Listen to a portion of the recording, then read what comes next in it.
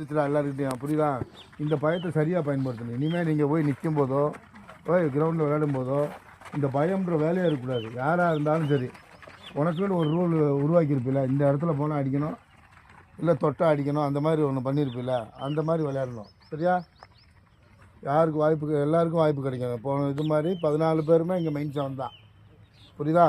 14 பிளேயர்ஸுமே main 7 தான். எவனை எங்கே யூஸ் பண்ணுவேன், ஏன்னா அது வந்து எப்படி நான் முடிவெடுப்பேன்னா ஆப்போனன்ட் டீமை பார்த்து முடிவெடுப்பேன். இப்படி நீங்கள் நினைக்கலாம் நம்ம எல்லா மேட்சும் நம்ம உள்ளே இறங்கணும், அதெல்லாம் கிடையாது. ஆப்போனன்ட் டீமில் எது ஸ்ட்ராங் வீக்குன்னு பார்ப்பேன்.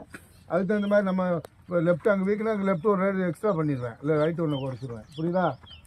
அது மாதிரி தான் ஒவ்வொரு விஷயமும் நம்ம செயல்படுத்துறது. இங்கே யார் எந்த ஒரு பார்ஷாலிட்டியும் கிடையாது, எதுவும் கிடையாது. நீ உன்னோட வேலை டயத்துக்கு சாப்பிட்ணும், டயத்துக்கு தூங்கணும், உன்னோட திங்கிங் ஃபுல்லாகவே நல்ல ஒரு ரிசல்ட்டை கொண்டு வரணும்னு மட்டும்தான் இருக்கணும். ஓகேவா? Okay sir. ஒட்டுமொத்த இன்னொன்று தெரிஞ்சுக்கங்க, வெளியே உட்காந்துட்டு நான் முந்தா நேற்று சொன்னது தான், எவனும் கத்தக்கூடாது, ஐடியா எவனும் உள்ளேருந்து கொடுக்கக்கூடாது. என்னவோ உங்கள் மைண்டுக்கு என்ன தோணுதோ 2 பேரும் உட்காந்துருப்போம். எங்ககிட்ட சொல்லுங்க. நம்ம தோத்ததுக்கு மெயின் காரணமே அது ஒன்று. டேரக்டாக இன்ட்ராக்ட் பண்ணக்கூடாது கிரவுண்டுக்குள்ளே. நீங்கள் 10 பேர் கோச் பண்ண ஆரம்பிச்சிட்டிங்க.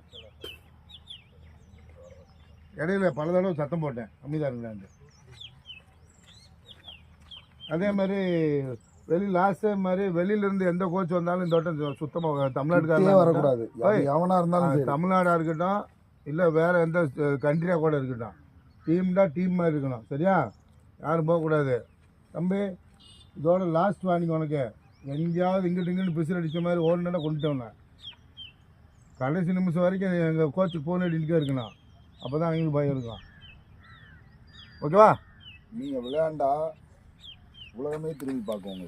பார்த்துட்டாங்க, இன்னும் பார்க்க வைக்கணும் முழுசா. மெடல் முட்டியும் பிசில் தட்டி போச்சு. சரியா? அடுத்த நம்மளோட எய்ம் எங்கன்னா மெடல் தான், வேற ஒன்றுமே கிடையாது. எல்லாமே இருக்கு. 5 டீமுடா. என்ன நம்ம போல 5 டீம் வரணும். பீகாரையும் எம்பியும் ஓரளவுக்கு நம்ம போடணும். ஈக்குவலான டீம் தான். ஈஸியாக நமக்கு அவ்வளோ பெரிய லோடு இருக்காது. மெயினாக சண்டிகரையும் ரயில்வேவோடு விளையாடும் போது நமக்கு நல்ல வாய்ப்பு. சரியா? லீக்லேயே கிடைக்கனால நமக்கு 2 டீமில் ஒரு டீமு போட்டாலும் பொசிஷன், ஆனால் 2 டீமும் போடணும். அப்போ தான் நமக்கு செமி ஈஸியாக கிடைக்கும்.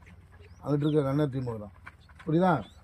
நம்ம போல் வின்னர் ஆகணும், அவ்வளோதான். நம்ம யாருமே ரயில்வே சர்வீசஸ் அப்படின்ற இன்னொரு விஷயம் தெரிஞ்சுக்க, ரயில்வேலாம் சுத்தமாக ப்ராக்டிஸே பண்ண மாட்டாங்க. கிடையாது. எப்படியே ஒரு வருஷம் அவங்க வின் பண்ணிடுறாங்களா, ஒரு வருஷம் அவன் வீட்டில் தனித்தனியாக தான் இருப்பாங்களே தவிர ஒருத்தரும் கோஆர்டினேஷன் கிடையாது, எவனுமே ப்ராக்டிஸ் பண்ணுறதும் கிடையாது.